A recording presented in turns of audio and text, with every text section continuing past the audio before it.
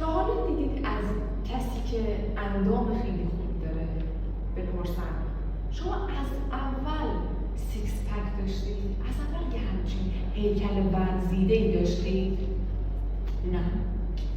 خب همه دیگه میدونن یه کسی که اندام خیلی خوبی داره با انجام تمرینات پرورش اندام به اون اندام ایدئال رسیده. اما متاسفانه خیلی ها نمیدونن که یک گوینده یا یک کسی که صدا و بیان پرقدرتی داره از روز اول اینطور نبوده. اونم با انجام تمرینات صداسازی و فن بیان به چنین مهارتی رسیده. ولی مهمتر از انجام تمرینات صداسازی و فن بیان اینه که ما بتونیم تنفس خودمون رو مدیریت کنیم. تنفس صحیح چی هست؟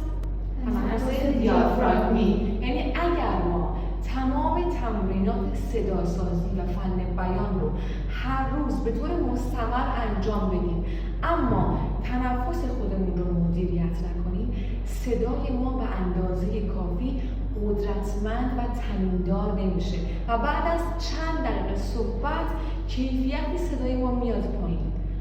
شاهراه رسیدن به یک صدا و بیان عمیق و پرقدرت تنفس دیافراگمیه.